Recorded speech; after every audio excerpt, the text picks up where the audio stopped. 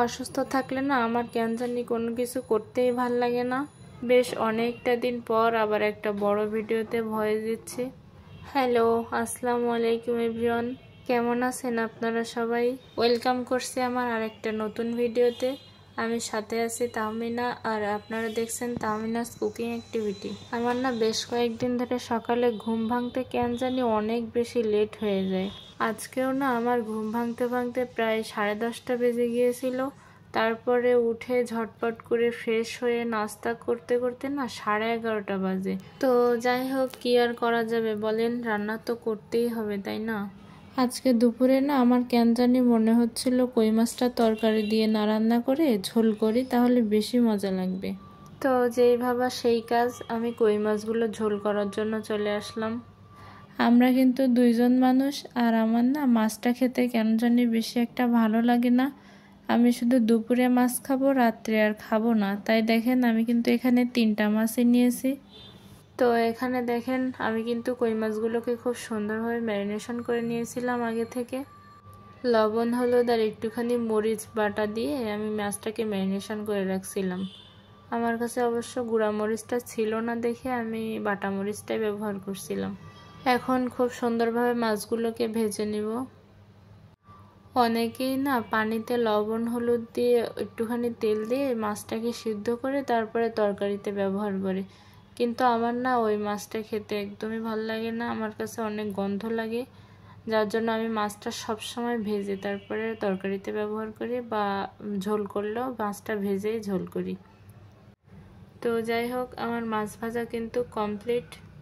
এখন আমি তেলের মধ্যে পেঁয়াজ কুচি, কাঁচা লঙ্কা, রসুন বাটা আর একটুখানি বাটা মরিচ দিয়ে দিলাম। বাটা মরিচটা দিলে হয় কি, একটু কালারটা সুন্দর আসে। তারপর আমি এগুলোকে একটু ভালো করে মিশিয়ে লবণ আর হলুদ দিয়ে দিলাম। লবণ আর হলুদটা দিয়ে এগুলোকে আর একটু ভালোভাবে কষিয়ে নিব।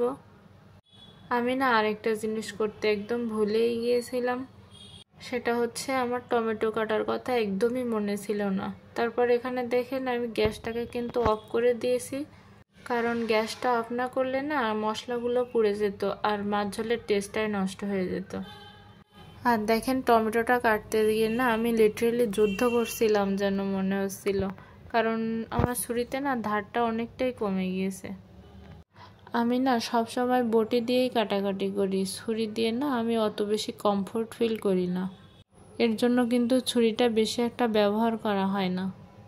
আর ছুরিটা না ব্যবহার না করলে হয় কি, ধারটা অনেক কম থাকে। এখানে কিন্তু টমেটোটা না দিলেও হতো, কিন্তু আমার কাছে না টমেটোটা দিলে মাছ ঝোলের টেস্টটা অনেক বেশি মজা হয়, আর কালারটাও না অনেক বেশি সুন্দর আসে। তো তার জন্য টমেটোগুলোকে কেটে আমি এখন দিয়ে দিলাম, আর গ্যাসের ফ্লেমটাও অন করে দিয়েছি। তারপরে মশলার সাথে টমেটোগুলোকে ভালোভাবে নাড়িয়ে চাড়িয়ে মিশিয়ে নিলাম। তারপরে না আমি এখানে অল্প একটু পানি ব্যবহার করব, যাতে টমেটোগুলো গলে যায়। পানিটা দিয়ে আমি এখন আরেকটু এটাকে নেড়ে মিশিয়ে নেব। আর যতক্ষণ না টমেটোটা গলে মশলার সাথে ভালোভাবে মিশে যাচ্ছে, ততক্ষণ চলেন আমার কিচেনের জানলা দিয়ে আপনাদেরকে একটু বাইরের আকাশটা দেখাই। আমি না ভিডিওতে দেখছি সবার জানালা দিয়ে, ব্যালকনি দিয়ে সুন্দর সুন্দর প্রাকৃতিক দৃশ্য দেখা যায়, আর আমার জানালা দিয়ে দেখা যায় উঁচু উঁচু বিল্ডিং, এইসবই দেখা যায় আমার জানালা দিয়ে। আর ব্যালকনিতে গেলে না রাস্তায় গাড়ি ঘোড়া দেখা যায়, আপনাদের সাথে আরেকদিন শেয়ার করব। তো দেখেন এখানে টমেটোটা কিন্তু ভালোভাবে গলে গিয়েছে। তারপরে আমি একটু জিরার গুঁড়া ব্যবহার করলাম। অনেকে না ঝোল দিয়ে ঝোলটা ফুটে উঠলে তারপরে মাছটা ব্যবহার করে, কিন্তু আমি না এভাবে রান্না করতে বেশি পছন্দ করি। তো এই তো এখন আমি মাছগুলোকে মশলার সাথে একটু ভালোভাবে মাখিয়ে নিব, কারণ আমার না এভাবে করে না করলে মনে হয় এই মশলাটা মাছের ভিতরে যায় না, কেমন জানি কাঁচা কাঁচা লাগে। তারপর এখানে ঝোলের জন্য পরিমাণ মতো পানি দিয়ে দিলাম। ঝোলটা দিয়ে না আমি এখানে প্রায় 10 মিনিটের মতো রান্না করে নিয়েছিলাম। ঝোলটা দিয়ে একটু বেশি সময় রান্না করলে হয় কি, আমার মনে হয় মশলাগুলো মাছের ভিতরে ভালোভাবে যায়। আর আমি যেহেতু জিরার গুঁড়া আগেই ব্যবহার করছিলাম, তাই কিন্তু এখন আর ব্যবহার করলাম না। তো তো এই তো আমার মাছ ঝোল কমপ্লিট। দাঁড়ান আপনাদেরকে কালারটা দেখাচ্ছি কেমন হয়েছে। তো থ্যাঙ্কস ফর ওয়াচিং গাইস। আল্লাহ হাফেজ, ভালো থাকবেন সবাই। আসসালামু আলাইকুম।